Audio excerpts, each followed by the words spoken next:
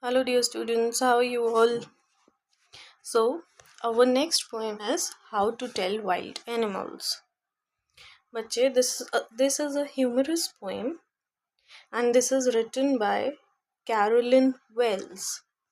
To know more about the poet, let us dig deeper into her life. She was a prolific American author and humorist, and she was basically known for her light verses. By light verses, we mean funny verses, and also children's poetry. She was very famous for writing mystery novels, and in this poem also she uses a witty and mocking style to help the readers identify dangerous types of animals, some dangerous beasts such as the Asian lion, the Bengal tiger, and bear. And how does she describe them? She describes them by using exaggerated language and their deadly attacks. So I hope you have had basic knowledge about the poet. So now we need to know that this poem is a blend of three things. First is humor, second is creativity, and third is wordplay. These are the keywords that you need to remember. You can use them in your answers also. So humor, she has used humor, she has used creativity, and she has very cleverly played with words. You will know more about it once we start with the reading of the poem, right? So let's start. This humorous poem means funny poem. This poem basically tries to distinguish one animal from another in a very humorous way, in a very funny way, through exaggerated situations. Few words you need to remember. This is a humorous poem, and it is a blend of three things: humor, creativity, and wordplay.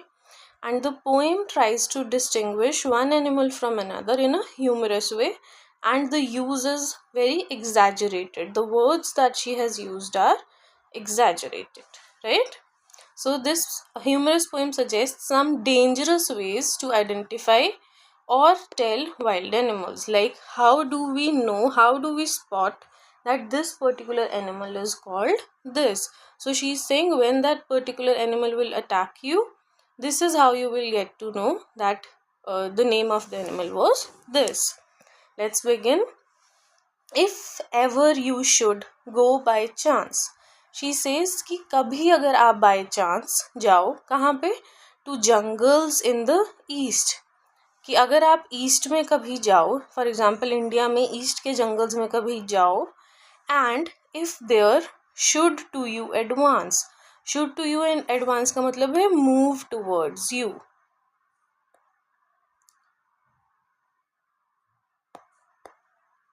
कि अगर आप India में या कहीं पे भी east के jungles में जाओ और आपकी तरफ कुछ चल के आए, कौन चल के आए?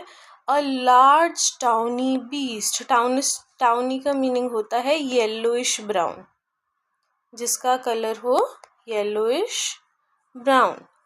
If he roars at you as you are dying, जब आप ईस्ट में जंगल्स के में जाओ और वहां पे आपकी तरफ कुछ चल के आ रहा हो, कौन चल के आ रहा है? एक बहुत ही बड़ा येलोइश ब्राउन कलर का बीस्ट, और वो आपकी तरफ देख के रोअर कर रहा है. The sound that the lion makes, you will know it is the Asian lion. तो वो बोलती है आपको पता चल जाएगा कि कौन है वो, एशियन लायन है.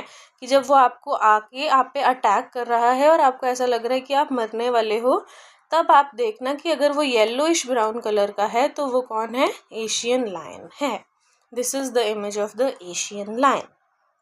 The next stanza says, or if sometime, कहती और अगर आप कभी और, when roaming around, जब आप इधर उधर घूम रहे हो, तब आप क्या देखो? a noble wild beast. Noble means huge, magnificent.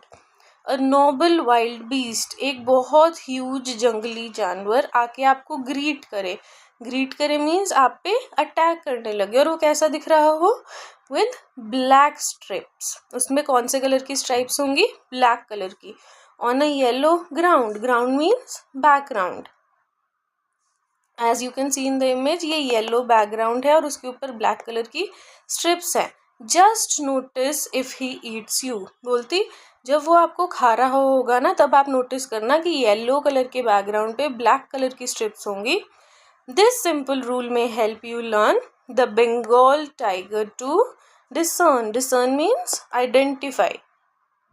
So she says जब एक ब्लैक स्ट्राइप्स वाला येलो बैकग्राउंड पे ह्यूज मैग्निफिसेंट वाइल्ड बीस्ट आपको अटैक कर रहा होगा, तब और वो जब आपको खा रहा होगा ना, तब आप देखना और समझना कि वो बंगाल टाइगर है. जो एशियन लायन है वो येलोइश ब्राउन कलर का है और जो बंगाल टाइगर है उस पर ब्लैक स्ट्राइप्स हैं येलो बैकग्राउंड पे. This is how you are going to differentiate if any question related to this comes. She says that if you notice that he kills you, he here refers to yellowish background with black stripes, then you have surely seen a Bengal tiger. This is a type of dark humor that she has used to tell, because once a person has been eaten up by a wild animal, there is no use in determining which wild animal it is, right? तो वो बोल रही है जब तुम उसका शिकार बन जाओगे ना और वो तुम्हें खा रहा होगा, तब समझ जाना कि वो बंगाल टाइगर है. Coming to the next stanza. If strolling forth. Strolling का मतलब क्या होता है? जैसे बोलते हैं slowly slowly चलना. Please excuse my handwriting here. Moving slowly. Forth means आगे. If strolling forth, अगर तुम धीरे धीरे कहीं चल रहे हो, a beast you view, और आप किसी beast को देखते हो, whose hide. Hide means skin. Hide यहाँ रेफर किया गया है स्किन को, जिसकी skin with spots is peppered. Peppered means covered. वो बोलती जब आप धीरे धीरे चल रहे हो कहीं पे और आपको सामने एक बीस्ट दिखे. कैसा दिखे? जिसकी जो स्किन है वो पूरी कवर हो रखी है स्पॉट से. जैसे आप ये देख सकते हो, ये सारे स्पॉट्स हैं. As soon as he has leapt on you. Leapt means jump. जैसे आपने देखा कि एक बीस्ट है और उस पे स्पॉट्स हैं, और जैसे आपने उसको देखा वैसे ही उसने आप पे जंप कर दिया. You will know it is the leopard. तो लेपर्ड को आइडेंटिफाई करने के लिए आप कौन से वर्ड्स यूज कर सकते हो? Spots on his body. Twill. Twill का मतलब है दिस विल.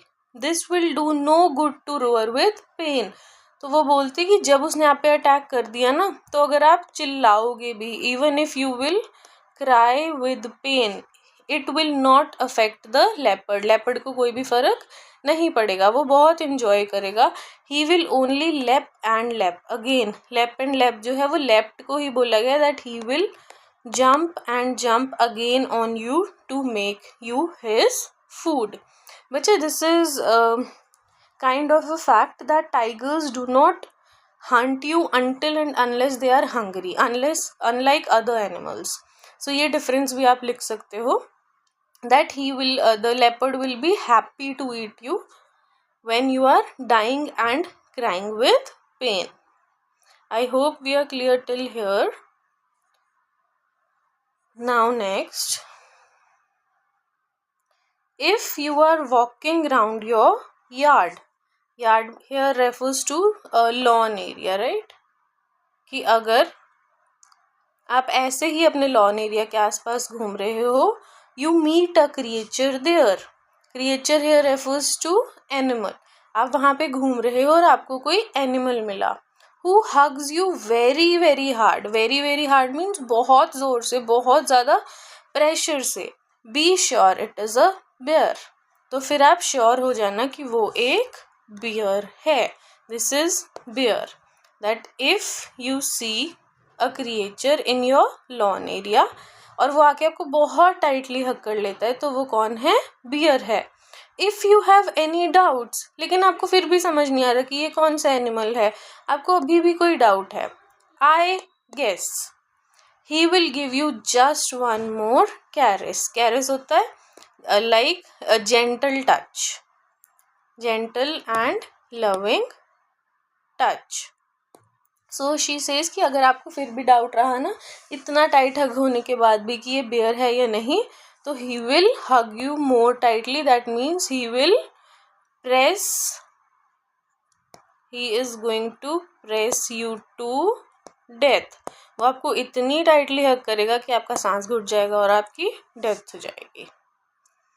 नेक्स्ट, दो here refers to in order to distinguish का मतलब पता है ना हमें. distinguish मतलब हमें डिफरेंस पता करना किस चीज में. beasts of prey बच्चे वाइल्ड एनिमल्स को बोला गया है कि वाइल्ड एनिमल्स में डिफरेंशिएट करने के लिए. अ नोविस का मतलब होता है न्यू. ग्रीन हॉर्न जो बिल्कुल न्यू हो, inexperienced.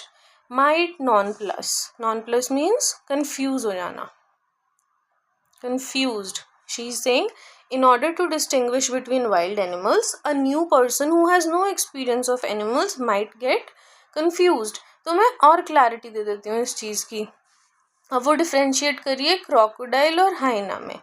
So she is saying the crocodile you always may tell from the hyena thus. Hyenas come with merry smiles. Merry smiles का मतलब है hyenas laugh like humans. ये जो हाइनाज होंगे, this is hyenas looks like dog also. ये जो hyenas होंगे वो कैसे लगेंगे, वो हंसेंगे और वो ह्यूमन बींग्स की तरह हंसेंगे. जब वो आपको खा रहे होंगे, आपका शिकार कर रहे होंगे, तो वो बहुत खुश होंगे और वो हंस रहे होंगे इंसानों की तरह. बट इफ दे वीप का मतलब क्या होता है, cry. But if they weep they are crocodiles. आपने सुना है ना मगरमच्छ के आंसू मत बहाओ, मतलब the crocodile is hunting you but still showing that he is very hurt because he is hunting you, he has hurt you. So क्या डिफरेंस है, हाइनास हमेशा हंस रहे होंगे, लेकिन अगर वो रो रहे होंगे तो वो क्रोकोडाइल्स होंगे. और क्रोकोडाइल ऐसा दिखता है, हाइना ऐसे दिखते हैं. Coming to the last stanza. The true chameleon is small. हम सबको पता है कैमेलियन क्या होता है, कि जो ट्रू कैमेलियन है वो बहुत छोटा सा दिखता है. अ लिजर्ड सॉर्ट ऑफ थिंग, जैसे कोई लिजर्ड हो, लिजर्ड के जैसा दिखता है. He has not any years at all. उसके कान नहीं होते हैं, उसके ईयर्स नहीं होते हैं. And not a single wing, और उसका कोई भी एज सच विंग नहीं होता है. If there is nothing on the tree, अगर आपको ऐसा लगे आपने कुछ भी नहीं देखा है पेड़ पे, अगर आपको ऐसा लग रहा है कि इस पेड़ पे कुछ भी नहीं है, it's the chameleon you see, तो समझ जाना कि आपने कैमेलियन देखा है. बिकॉज जो कैमेलियंस होते हैं they have the habit of camouflaging them. Camouflage होता है अपने बैकग्राउंड के अकॉर्डिंग अपना कलर चेंज कर लेना. तो बोलते हैं ना गिरगिट की तरह रंग नहीं बदलना. That is the true example of being a chameleon. तो अगर आपको ऐसे लगे कि आपने पेड़ पे कुछ देखा है लेकिन पेड़ पर आपको कुछ भी नहीं दिखा है, तो समझ जाना कि आपने एक कैमेलियन को देखा है, क्योंकि उसने अपने आप को कैमोफ्लाज कर लिया होगा. उसने it has change its colour into the colour of tree. These are the meanings that we have already covered. This is the name of the poet Carolyn Wells, who is very famous for and known for her humor and wit. So I hope that this poem is clear to you and you have understood the meanings of it. Basically, it is a humorous poem and has used exaggerated words. She has combined three